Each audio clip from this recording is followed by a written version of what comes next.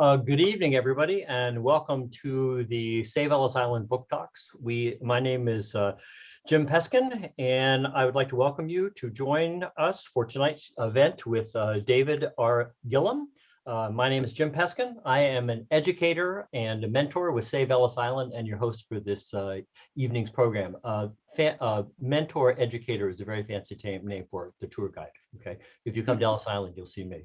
We're really excited to have David Gillham here tonight, joining us for a discussion of his newly released book, Shadows of Berlin. David is a New York Times best-selling author of historical fiction. His works include The City of Women, Annalise, and Shadows of Berlin, which we're going to talk about tonight. Also joining us in tonight's conversation is New York Times best-selling author Christina McMorris. Now, as we go along tonight, if you have questions for David, please type them in the chat, and we'll take questions if they're appropriate during the talk, or if you really have something that's we want to respond to. But by the end of the program, we will take as many questions as we possibly can from any of you who have really interesting thoughts you want to share with us. Also tonight, we have a special extra added attraction. There is a contest going on, and anybody who is joining us and actually stays until the last question is asked can win a copy of Christina's new book, The Ways We Hide. So stay tuned to the end when we announce the winner, because it could be you. Okay, welcome David and Christina. Thank you. Hi. Thank you so much. Hi, everybody. Thanks for joining us. So if you probably are all got zoomed down by now, but if you are semi-new to that, just know that you can always click on the top right, kind of hover there, and you'll see it says view. And you can always change the view, like whether you want gallery or speaker, whichever one that you prefer as we're chatting today. So I'll go ahead and just mention that quickly. So David, it's good to see you. Good to see you too. It's been a while since we spoke. I think, 8 or 9 years, but you've been doing very well. Oh, thank you. Well, so are you. And so it's great to finally talk about your new book, which is super exciting. And actually, we should talk about a couple of your books. But of course, the main one we're going to talk about today is Shadows of Berlin. Mm-hmm. And so before I dive into some questions, from everybody here that's joining, if you guys have any questions that you want me to ask, please just put them in the chat as we're going. You don't have to wait till the end, and we'll work those questions in if I haven't already asked them. All right, so to kick it off, of course, the first question is tell everybody here a little bit about your book, if they're not familiar with it already, please. Well, I've got a little spiel that I usually sort of give when I'm describing the book. It's the story of Rachel, a Holocaust survivor who seeks to start a new life in New York City with her American-born husband, Aaron, but who cannot outrun the secrets of her past and what she did simply to survive. It begins in 1955, a time that anticipates a limitless future. Rachel Perlman, as she's now called, is one of the thousands of survivors who've come to New York to restart their lives and escape the horrors of the past. But the past keeps intruding upon Rachel's life. The dead are still alive in her mind. And her life as a young girl back in Berlin, when she was still named Rashka Morgenstern, is liable to intrude on the present at any moment as a reminder of the culpability of committing the crime of surviving. For instance, despite the fact that her mother has perished, she still appears in Rachel's daily life, a ghost from the ashes to remind her daughter what is owed to the past. Rachel is an artist, a painter, but one who no longer dares pick up a paintbrush. Instead, she dedicates herself to preserving her facade as the new quote-unquote normal American housewife until the appearance in a downtown pawn shop of a painting that shouldn't exist, a portrait painted by her mother of a terrifying but beautiful angel. And this is the moment that launches Rachel into a very intimate and terrifying hunt for the woman who once betrayed her and who also saved her life. Wonderful. And so with that in mind, why don't you share a little bit about what inspired the story from the beginning? Did you have a character idea? Did you come across something in history that you thought, this is a story I want to tell? Well, I mean, I'm a student of the Holocaust. I wanted to explore the idea of survival guilt and how it affected immigrants from Europe.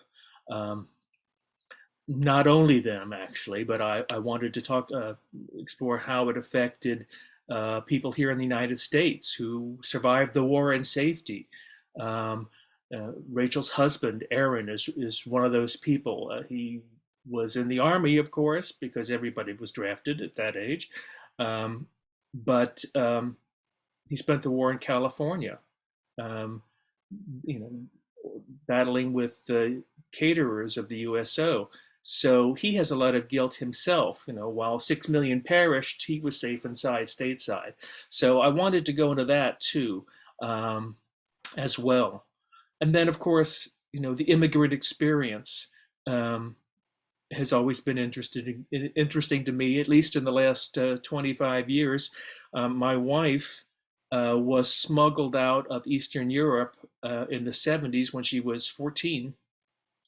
And so I've had over a couple of decades of experience of what that's like to have lived through coming to a new country where you barely spoke the language and didn't understand the culture, and having to adjust and build another life. Yeah. So those are the things that were behind my writing this book. Absolutely. Yeah. And I can speak from experience too. My dad is an immigrant, came over when he was 19 years old to the US from Japan. So, and barely spoke English. I think I may have shared this on the show before, but, grew up watching Father Knows Best, and all of the mouths were dubbed over, like all the lines were dubbed over, I should say. And so he thought, oh, look, they all speak Japanese. So, kind of a rude awakening. I came over and on the airplane thought, oh, when the flight attendants kept asking questions, he covered himself up with a blanket so that he wouldn't have to speak to them. Because in Japan, they learn English and still do from a young age in school, but using it on a practical level, of course, for all of us is very intimidating. And using it, with someone, a native speaker. Right. My wife still gets mad at English a lot because if it's crazy rules of grammar and usage that don't make any sense. No, it does not make any sense. My kids and I always say that we're like, well, aren't we glad that English was our first language? Because we still have trouble with it. Even Americans still have trouble with the English language. So I can't imagine learning it secondary. But so with the story idea put together, and then you kind of delved in with this story. I know that you've done research, obviously, with your other books as well. So kind of want you to explain a little bit about the research you went through for this particular book, especially during an unusual time. I don't know if that affected you at all with the pandemic, and how that may have restricted you a bit. Yes, well, I mean, I always try to make a point of visiting the spots that I'm writing about. Fortunately, I lived in New York for 11 years, and I knew that spot pretty well. So I knew the sort of the essence of New York and the rhythm of it, even if I wasn't there in 1955 when this book takes place. Um, but I had, fortunately, also gone back to the city to study where certain places, where I could find certain places, like where the apartment building was. I like to actually know where the apartment they're living in is. I had done that before COVID, and I never made it to Berlin again because of COVID. But fortunately, I had been there before with City of Women, and felt like I was pretty well inoculated to all the ins and outs of the city. And of course, I always do a lot of reading, a lot of movies, just anything I can pick up on the subject and sort of process to see. The internet's very helpful. I don't know if you do a lot of your research on the web or not, but I found it very helpful. Oh my goodness. I don't know what I would have done without Google Maps.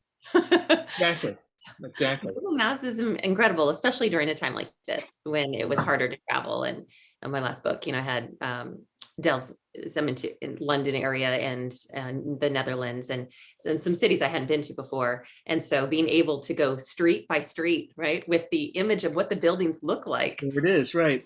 is pretty Well, incredible. I have a problem with that with Berlin, of course, because most of the time when you're dealing with the Second World War, the Berlin that you see now is brand new.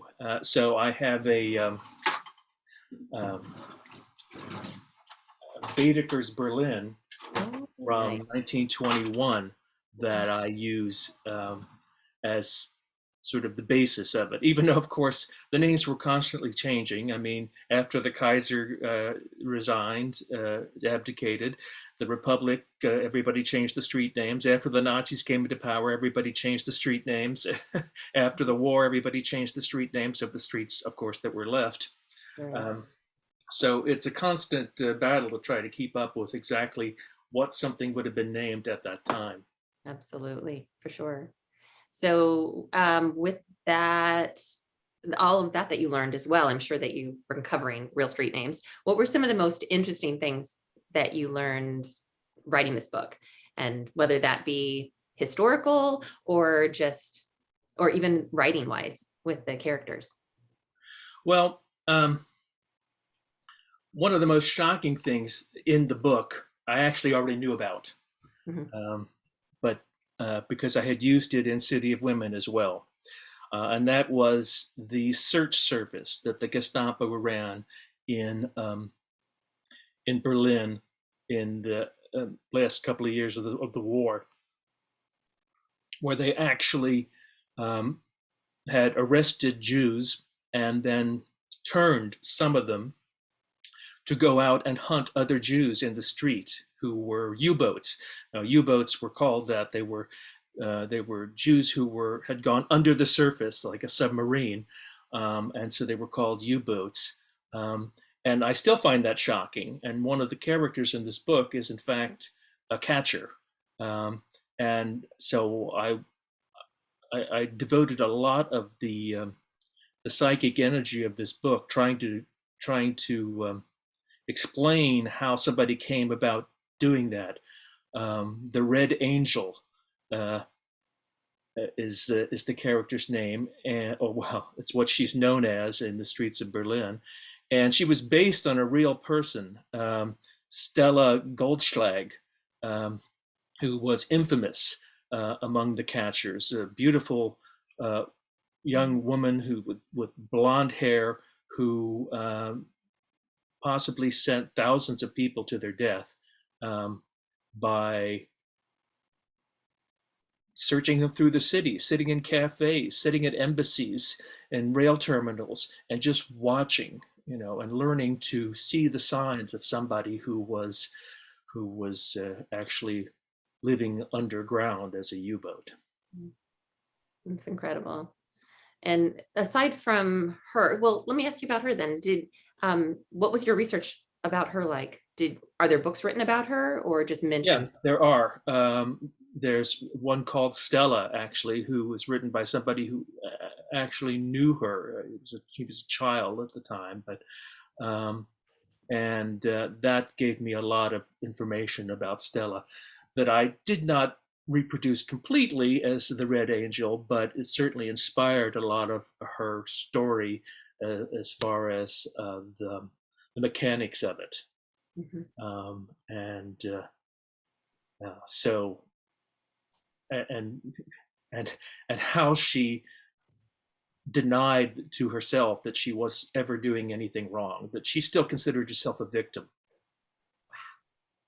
And what did she get in exchange aside from clearly getting to stay alive? Were there favors paid, Yeah. Yes. food, I imagine? Oh, yes. I mean, she was very well dressed. There were rewards for those who. I make that clear in the book. There were rewards for those who work. Um, I, I have I think a chapter entitled that because I wanted to to put that in juxtaposition with the legend over Auschwitz, work makes freedom, rewards for those who work, and in the end, it's the same Yeah. bad joke. Right. But yes, money, freedom. She and her partner would go out hunting, and they'd be armed. There wouldn't necessarily be any escort with them at all. So they just came back Wow. because they liked doing it. Right. That's They incredible. got some value out of it, and in a way, I try to point out that here was somebody who was completely powerless and suddenly was given power. Sure. Sorry. Yeah. And it was very seductive. Sure. Especially probably for a woman at that time too, as well. So I imagine. And what about other characters in the story? Do you have other ones that were inspired by real people or real characters that appear in the story? No, none of them who were specifically inspired by real people. Just by the milieu I was trying to build, the story I was trying to build. Characters for me come out of some magical spot. I can't really explain it. I sometimes cast them in my head so I can see a face. I'll cast actors so I can see a face or hear a voice. With my main character, Rachel, she wasn't an actor. She was just somebody whose face jumped out at me from who I knew 20 years ago, and or more actually. And as I was sort of formulating that character, that's who I saw. And so I used her voice. Aaron, Paul Reiser from, he's most notably remembered for Mad About You, but also just recently Stranger Things, the Netflix show. He was perfect for Aaron. He really helped me, write Aaron's dialogue and that snappy, funny kind of give and take that both Rachel and he have with each other all the time. Yeah. And for your characters then, I was just asked this today by a book club actually on Zoom, and it's always, if you were to cast the movie, and I always say, well, still Steven Spielberg is absolutely calling any day now. So I should totally be prepared with these answers. But as far as casting goes, in your dream movie, is there anybody in particular that you, just to give a flavor of what you're visualizing, of your major characters in the story that you would, other than Aaron, played by Paul Reiser from about 20 years ago. Let's see. Yes, F. Murray Abraham is Uncle Fritz, Fader Fritz. Rachel's uncle, who also survived, and who is, a little on the shady side. He's an operator. He's always scratching for money, and he's the one who finds a certain painting in a certain pawn shop in New York and comes to Rachel for the money for it. So. And do you create Pinterest boards or anything like that? Is that kind of your process? Do you do anything that has actual images of characters or places that you work with visually? I don't. I did that with Annalise. I did have a board where I had, pictures of Anne Frank and her family, and maps and etc., and sometimes lists that I would use, just so I could lay my hands on them quickly. But it was mainly for a kind of inspiration to keep writing, rather than it was for digging into the characters themselves. Absolutely. So no, I don't normally do that. In fact, the old difference between pantser and a plotter. A plotter is somebody who plots out every moment of the book before they start writing, and a pantser is somebody who writes by the seat of their pants. I'm quite definitely a pantser. So I have I tend not to have long uh, character descriptions already written out or things like that. I just go until they start to work. And again, it's like I'm trying to explain that magical moment when a character or a story even reaches critical mass, and I know I can move forward with it. Um, Sometimes the characters just jump onto the page. Other times I have to coax them a lot. So Sure. it's So a since you are a pantser, I'm more of a plotter. I used to be an yeah. event planner. So for me, I remember when they asked, ultrasound with the kids, do you want to know if it's a boy or girl, or do you want to wait and be surprised? I thought, okay, there are enough surprises in my life. This is one I actually, if you know the answer, I do not want to wait. So, so yeah, with me, I absolutely, especially, it's so fascinating. I think you're one of the few historical authors that I've at least interviewed, at least chatted with on an event like this, that doesn't plot more, because, and I find that amazing and awesome. I mean, I love that everybody has their own,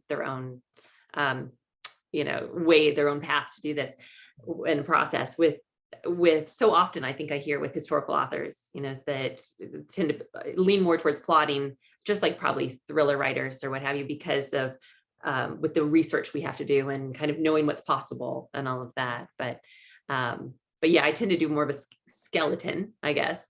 And then so many things kind of surprise me along the way too. Yes, But exactly. That's great. yeah. Do you not see where the story is going to end up at all in the beginning?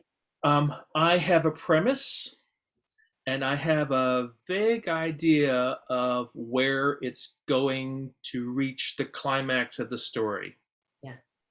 And then I just start trying to write toward it. My agent Rebecca calls it writing into the abyss. Right. And that's exactly what it feels like sometimes. Yeah. I would love to be a plotter, quite honestly, to feel like, okay, I've got everything under control and I know exactly what's going to happen in this book as I start.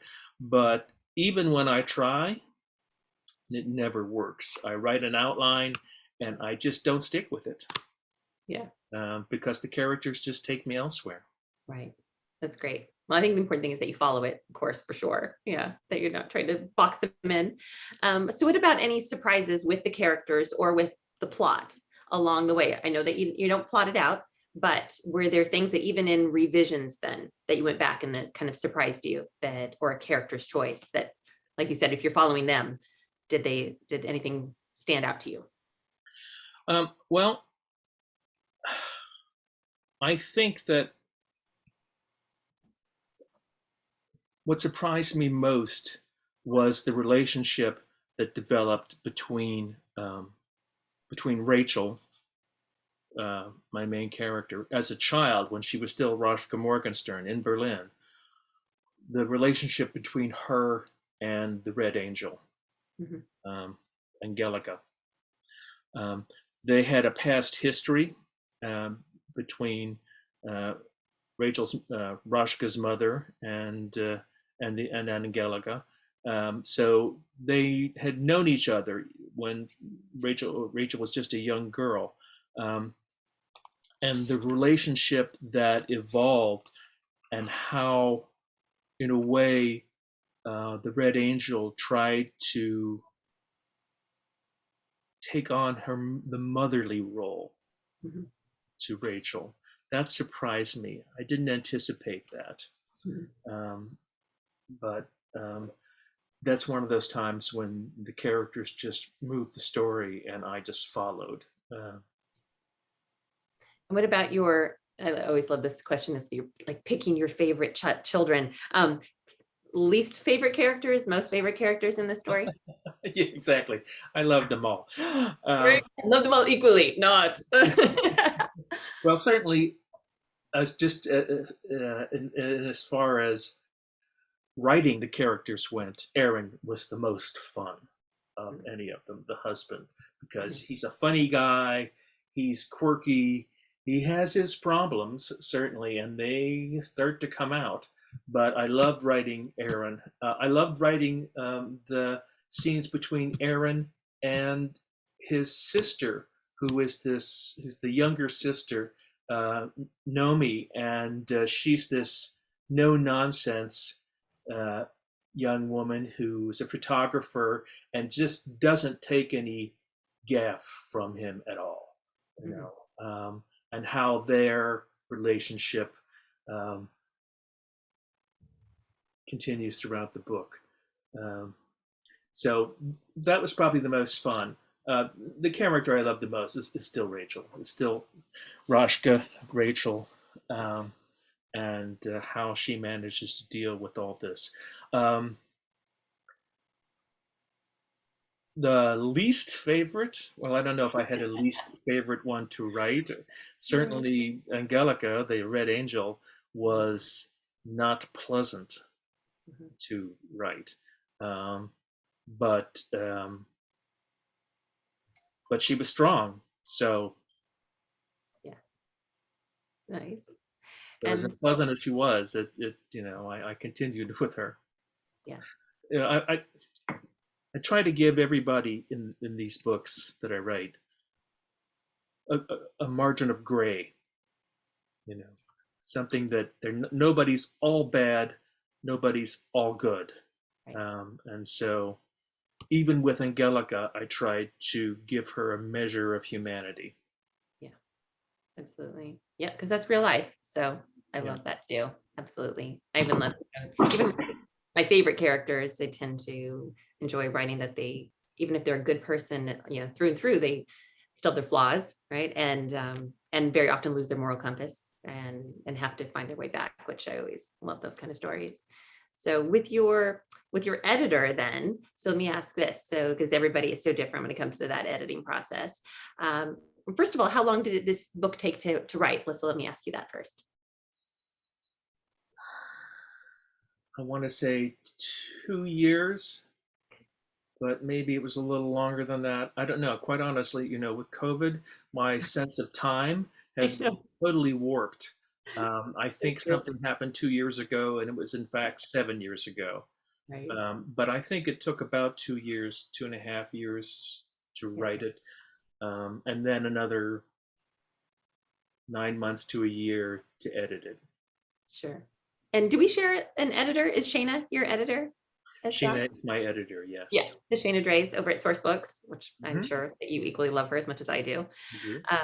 And she's great with her input as well. And so was there anything that you're comfortable sharing that you were able to share without giving any spoilers, I should say too, that you had input then from say your editor, or I don't know if you share with any other, writers or friends for feedback, but that ended up contributing to something that you changed because of it that was significant.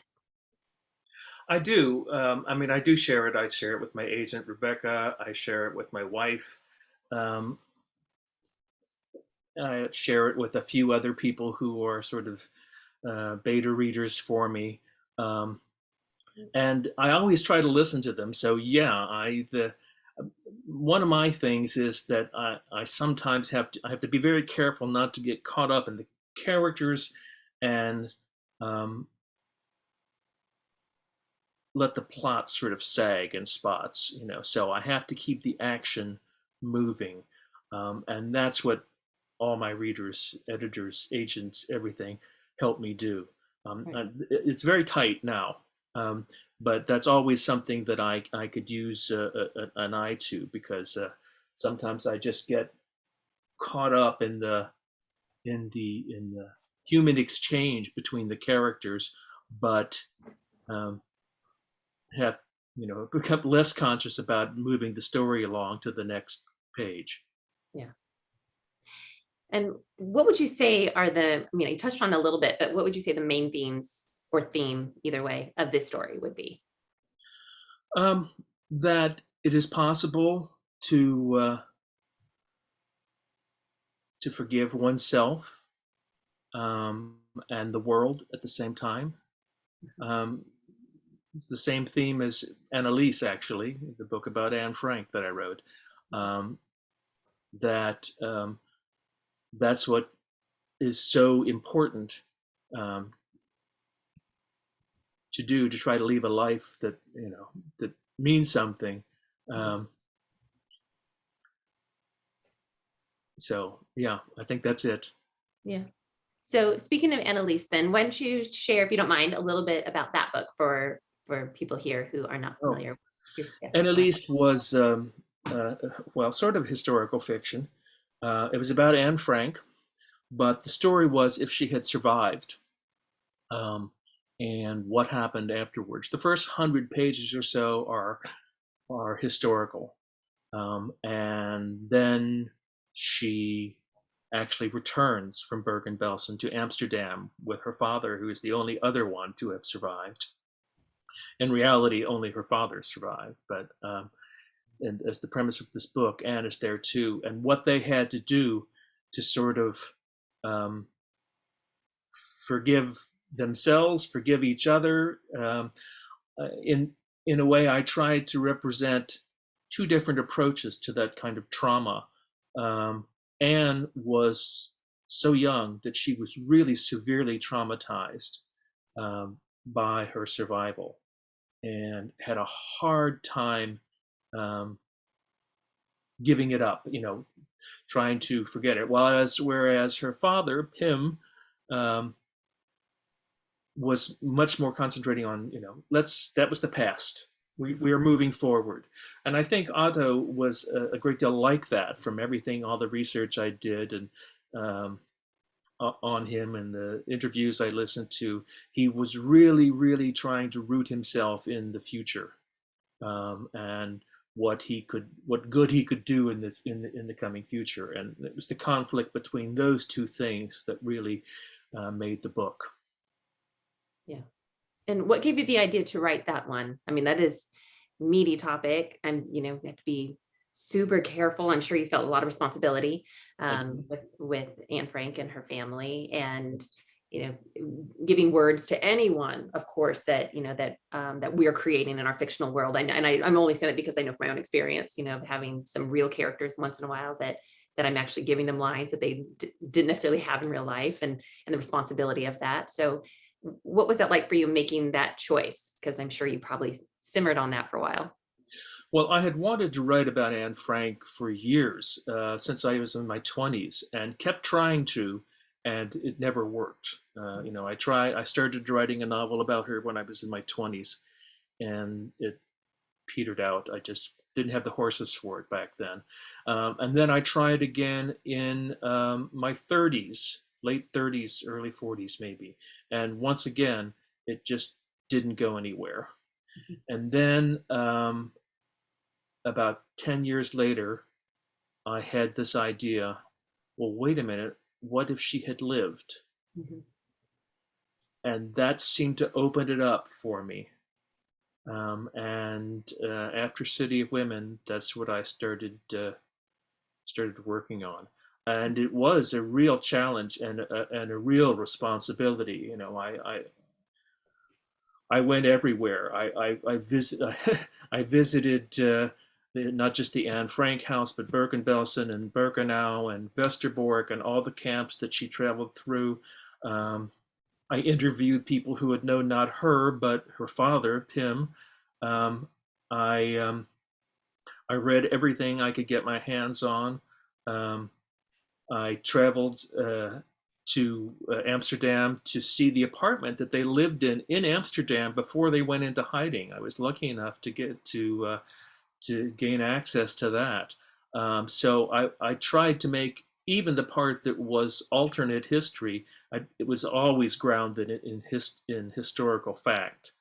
Even the characters I made up. So it was my homage to her. It was my way of giving her the life that she was denied. That was the purpose of it. And so, yeah. And how long did you research that, doing all of those things, and how long did it take to write that book? Well, I tend to research as I write. Mm-hmm. So 6.5 years is the answer to that question. Wow, that makes sense. That's amazing. Yeah. And then you mentioned City of Women, which was, of course, how I discovered you first. So wonderful book. So can you explain a little bit about that story? Yeah, City of Women came about. I had was sort of searching for something to write, and I thought, well, I'll write about resistance to Hitler in Berlin, and I'll make all the characters women. And I started writing it, and it sort of didn't work. And I went on to try to do something else. And then a while later, I came back to it, and I opened it up and read through it and said, this is actually not so bad. But it didn't work without men, without male characters. I really needed that. And so I introduced the first male character was named Wolfram, and everything just opened up after that, because suddenly there was not just resisting, there was the romance and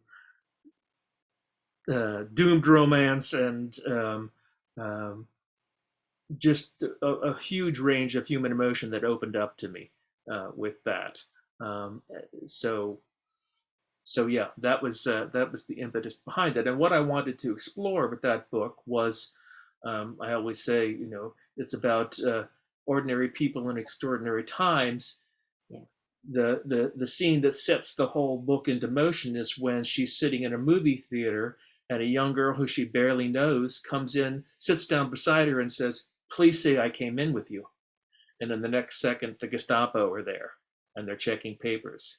And so she has a choice right then and there to say, I don't know who this child is, or to play along and to save the girl's life. And of course she does. I don't think it's too much of a spoiler to say that.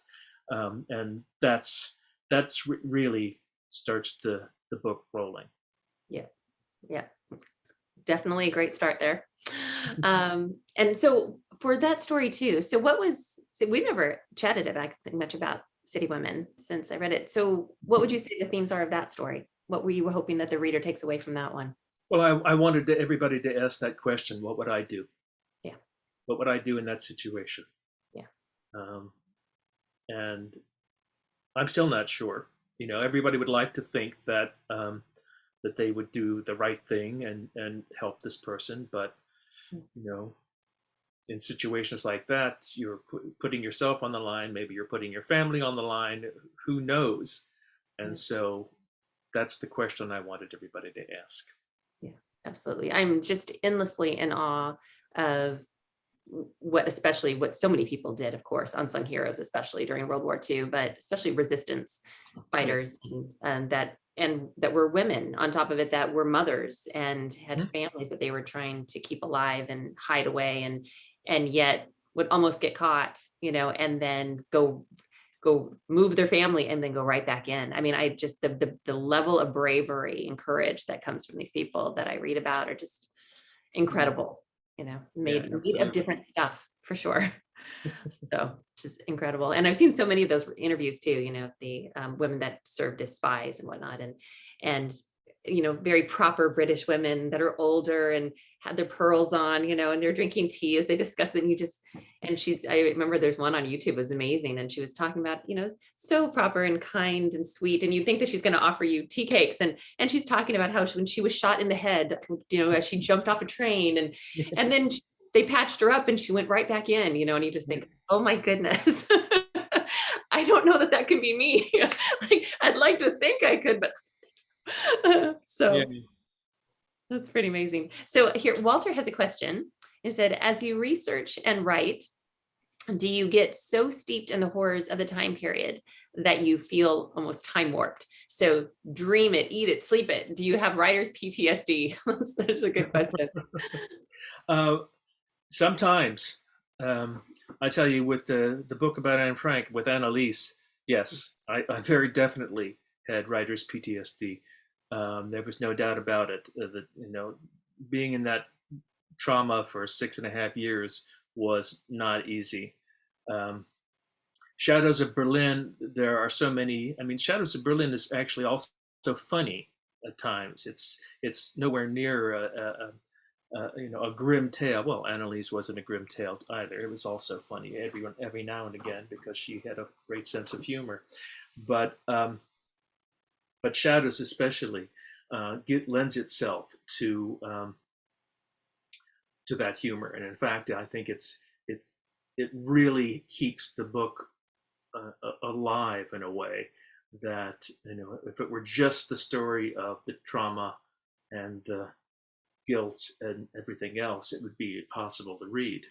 Yeah. So the comic relief of sometimes of characters like Aaron and is in there, and really does a good job to keep things readable.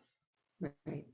And what was your writer's journey like that I'm not familiar with, actually, because you and I know each other, as once we had books out already, but not before that, when the struggle was real. So what was your journey like before? Was City of Women your first novel, or did you write other ones before that? City of Women was my fourth finished novel. Okay. And just the first one that was published. Yeah. So yeah, it was a long haul. Yeah. I was actually already in my 50s when it was published. So yeah, there were quite a number of decades there where I was just keep on hacking at it, and really I couldn't do anything else but do that. I was in the book business for 15 years. Retail, wholesale mainly, also publishing. And I liked that a lot, and I did it well, but I was always writing. I can't imagine myself not doing that. So. And were they all historicals before that? Did you ever write something else? Do you ever want to write another genre?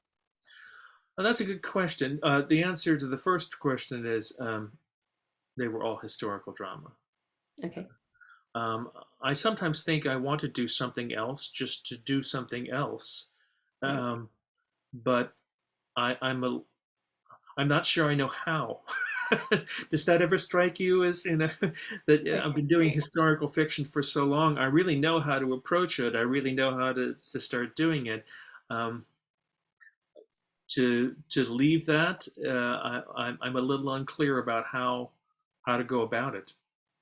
Yeah, that's so funny. Yeah, I remember I was actually myself, at one point after I wrote my debut, Letters from Home, which is not familiar with it, it was inspired by my grandparents' World War II courtship letters.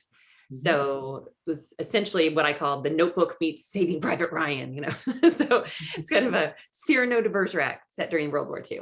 And after I wrote that, of course, that was my first novel I ever wrote. But I call it my first and 12th book. So you've had your 4, but I call that also my 12th novel, just in that I rewrote it so many times. There was so many drafts. And finally at one point thinking, maybe I put this on a shelf, but I think of something that I'm like, maybe I'll try one more time just to improve it.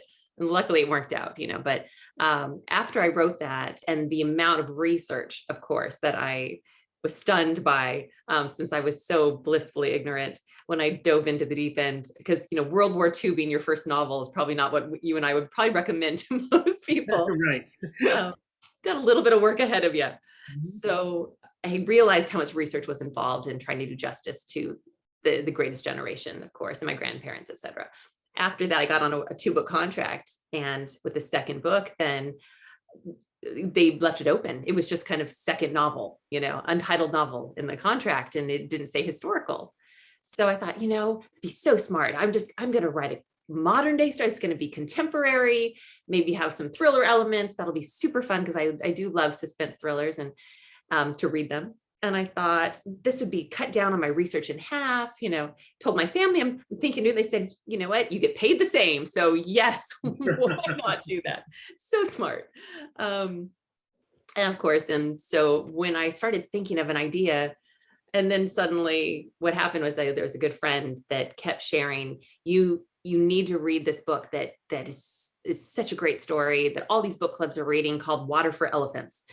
I had never heard of it before. I'm like, and I said, well, what is this about? And I wasn't really a historical reader. So they said, well, she said, oh, it's about this old, this elderly man in a nursing home, and he's recounting his whole life in the circus. And I'm like, well, that sounds boring.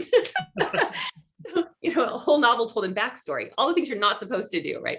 Right. And I can say this because, Sarah is wonderful, Sarah Gruen, who wrote it, and the book, it's, of course, I love it now.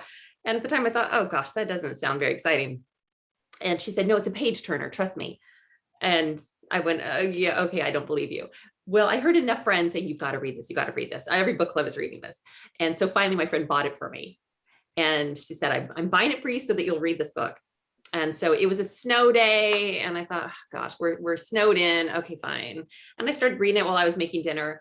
And I did not want to put it down. Mm-hmm. And what I walked away with after that book, I don't know about you, I'd love to hear any books that inspired you, or that really, you went, yes, I have to be a writer, is that I finished reading that thinking, I cannot write any, I do not lose myself as a reader in any story as much as I do in historicals.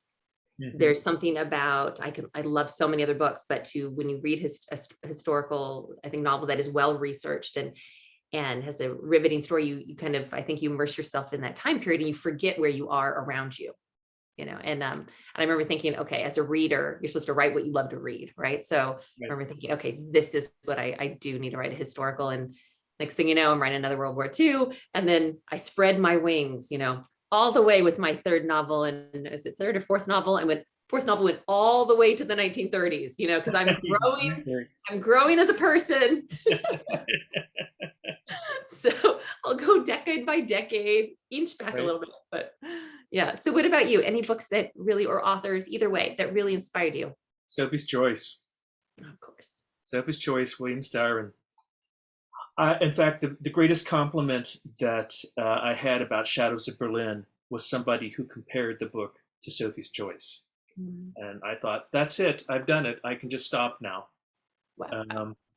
Yeah, that book really just astonished me. And I got to meet him once, briefly. I still kick myself that I didn't bring he was doing a lecture someplace in New York. I don't even remember where. But he was doing a lecture somewhere, and I didn't bring the book with me. I just wasn't thinking straight or something. So I didn't have him sign it, but I did get to go up to him afterwards and shake his hand and say how much I loved that book. He was very shy. He's a very shy guy. Even when he was speaking. So. What was that? I'm sorry. Even when he was speaking, somehow he seemed a little shy. Mm-hmm. Yeah, that remains the book.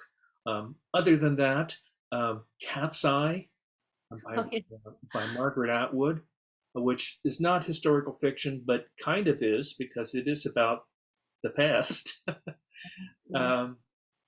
And yeah, I love Atwood. And then Philip Roth's The Ghostwriter. It's the first book I'd read by Roth. I hadn't ever read Anne Frank's diary, but the book is about I won't go through all the detail, but he basically writes a story as if this young woman who he's met right at 10 years after the war, is Anne Frank, and that. So we go through this story within the story of what happened, and then in the end, of course, he says, of course, she didn't survive, and the book goes on with its main character. But I thought, oh God, I have to read the diaries now. And I read the diaries, and I don't think I would have ever been so bowled over by anything in my life. Mm-hmm. I was just stunned by Anne Frank's writing. So young, so articulate, so beautifully crafted, just so powerful. So at that moment, I knew at some point I wanted to write about her. Yeah, so. Absolutely.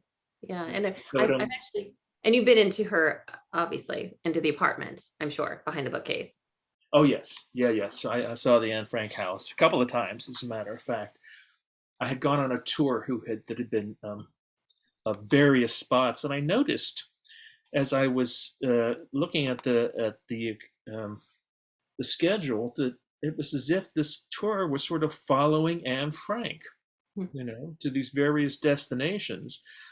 And then it turned out that the person who was behind the tour had been he was Dutch. He'd been in the resistance as a teenager, and he had been one of the managers of the Anne Frank house when Otto was still alive.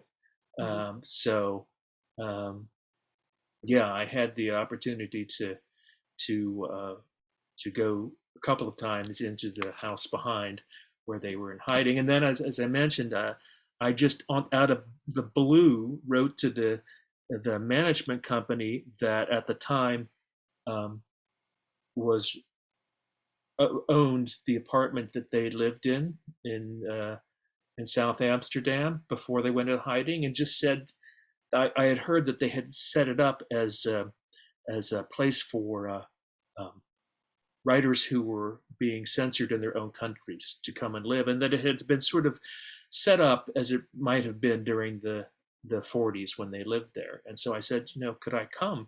And I ended up getting a tour of the place, and also a tour of Amsterdam, of Jewish Amsterdam, which was really invaluable. So, yeah. Oh, that's amazing. And so the segues right into, I'll just mention, because we're going to wrap up here soon and do the giveaway too of my new book coming up, The Ways We Hide. And so I will say with that one, I have a Dutch immigrant family, and not even thinking that the story might somehow lead to the Netherlands, and then during COVID, not being able, of course, to travel there, which now, oh my goodness, I cannot wait eventually to go over there and walk the streets that I've written about and that I've read about so much. But I can tell you all that in the back of the book, there is a couple recipes, and one of them is for a Dutch cake. It's kind of between a shortbread cookie and a cake, and it's called, I pronounce it butter cake. And I can tell you from experience, not that I have made like 6 of them myself, because, it's part of the job. You have to test it. No. It's just giving to the reader. I'm a giver. Writer. I'm a giver, man. So got to make sure that it wasn't just a fluke, that the first 5 were good. So I'll make the 6th one. Oh my goodness, it's so good. So yes, I can't wait to go over and actually eat some of this food. But, and that is one of the nicer foods to eat, of course, that is not so World War II, limiting with the rations, of course. And I'll just share briefly, for whoever wins the book.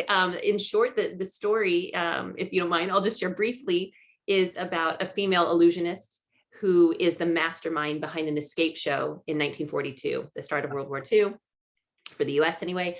And because she's so good at escape for a number of reasons that trace back to her childhood and some trauma there, she is recruited by British military intelligence, a group called MI9. So a lot of people are familiar with MI5 and MI6. If you haven't heard of MI9, there's a reason. I like to think the higher they go, the more secretive they are. And they were what I call the go-go gadget team of World War II. So you can see why they weren't with magicians, since you are dealing with, pockets and hidden hollow heels and reversible uniforms that are an allied, airman that reverses and becomes a civilian suit so that you can more easily escape through, a train station.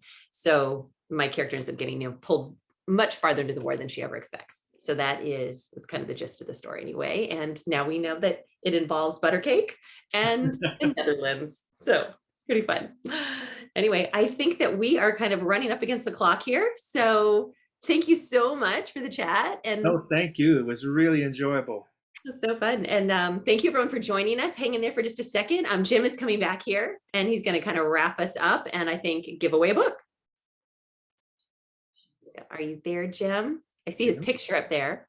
See if Jim went to take a nap. No, Jim is actually, I think, recovering from being a little bit sick. So I needed permission to unmute. There it is. There we go. And also my picture. Do I get to come back? Yeah. Okay. Start my video. Okay. You won't be able to see me, but thank you both for such a really fascinating talk.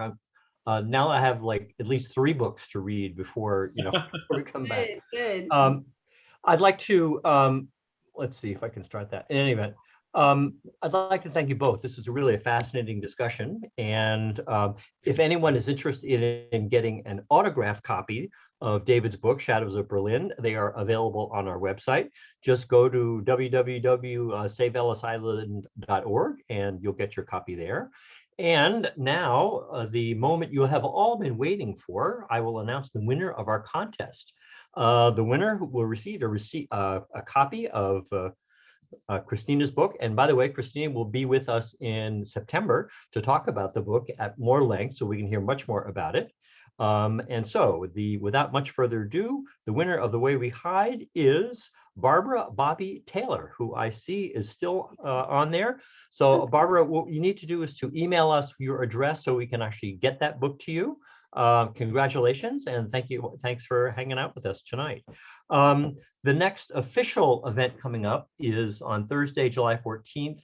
Kathy Gelke will be joining us for a discussion of her book called Band of Sisters. And as always, if you're interested in getting involved more deeply with Save Ellis Island, go to our website. You can be a member. You could contribute.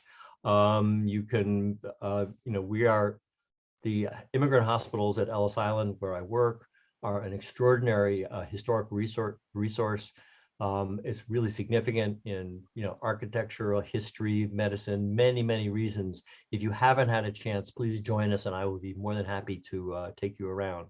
So all you got to do is go to our website or Statue Cruises and sign up for a tour, and we will be delighted to guide you along. So thank you very much both for such an excellent presentation and such an excellent interview. It was really interesting to watch. And as I said, I got a lot of reading to do. Thank you very much. You're so welcome. You just come to us and we'll load you up. Absolutely. Okay.